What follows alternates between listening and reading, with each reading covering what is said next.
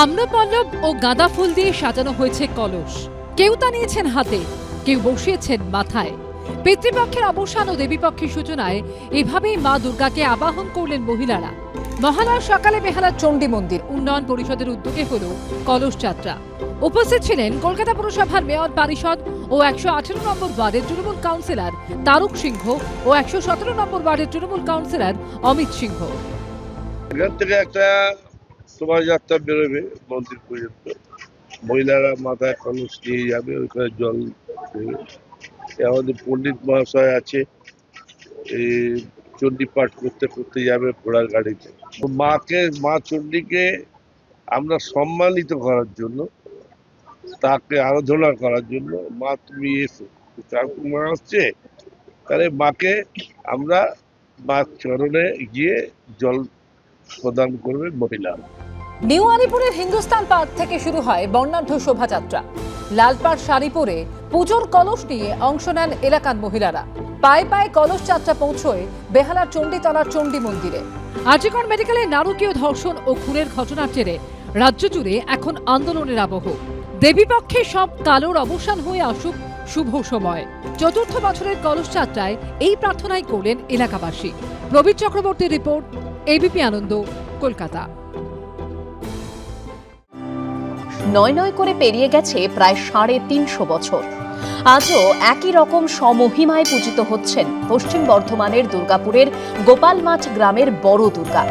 ঘটকবাড়ির ঐতিহ্যবাহী এই পুজোকে ঘিরে রয়েছে দীর্ঘ ইতিহাস। প্রায় 350 বছর আগে দুর্গাপুরের 8টি গ্রামের একটাই জাঁকজমক পুজো ছিল।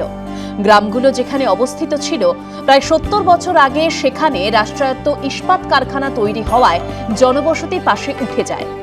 দুর্গাপুর স্টিল প্ল্যান্ট যেখানে হয়েছে, আমাদের গ্রাম ওখানেই ছিল। 8খানা গ্রাম ছিল, মেজেটি, সুজরা, মোহনপুর, ধুনরা। সেই 8খানা গ্রামকে যখন রিহ্যাবিলিট করে আমাদের এখানে দেয়, তারপরে ডিএসপি প্ল্যান্ট তৈরি হয়। ওইখানেই আমাদের গ্রাম ছিল, ওইখানেই আমাদের পুজো হতো। পরে বর্তমান গোপাল মাঠে বসতি গড়ে উঠলে সেখানে ফের পুজো শুরু হয়। জেঠা কাকাদের মুখ দিয়ে যেটা শুনেছি, যে দীর্ঘ 350 বছর আগে দামোদর নদীতে আমাদের স্বপ্নাদর্শের নয়নসুখ ঘটক এই মায়ের পাটা ভেসে আসে এবং সেই পাটা দিয়েই আমরা আজকে বর্তমানে দুর্গাপুর স্টিল প্ল্যান্ট সেখানে দুর্গা ফার্নিস, যেটা সেই ফার্নিসের কাছেই মন্দির প্রতিষ্ঠিত হয় এবং তিনি আমাদের মাকে সেখানেই প্রতিষ্ঠা করে। পরবর্তীকালে গ্রাম আসার পরে আমরা এখানে মাকে প্রতিষ্ঠিত রূপ দিই। প্রত্যেক বছর দুর্গাপুজোয় সেজে ওঠে গোপালমাঠ গ্রামের ঘটক বাড়ি। ঐতিহ্যবাহী ঘটক বাড়ির এই পুজোর বিশেষত্ব সপ্তমীর সকালে বাড়ির মহিলাদের সিঁদুর খেলা। সপ্তমীর সকালে পালকিতে দোলা নিয়ে আসা হয়, তারপরে সিঁদুর খেলেন বাড়ির মহিলারা। ষষ্ঠীর দিন থেকে ষষ্ঠী পুজো হয়। সপ্তমীর দিনে আমাদের যে দোলা আনা, মেয়েদের যে একটা ঘটে করে গাড়ু করে জল আনা, মাকে বরণ করা মাকে, ওই ইয়েতেই আমরা আনন্দতে থাকি। আর সিঁদুর মাকে ঢোকানোর পরে সিঁদুর খেলা হয়। পরিবারের সদস্য যারা বাইরে থাকেন, পুজোর সময় তাঁরাও গ্রামে আসেন। ভোগ খাওয়া হই হুল্লোড়ে নিমেষে কেটে যায় 4 দিন। মনোজ বন্দ্যোপাধ্যায়ের রিপোর্ট, এবিপি আনন্দ, পশ্চিম বর্ধমান।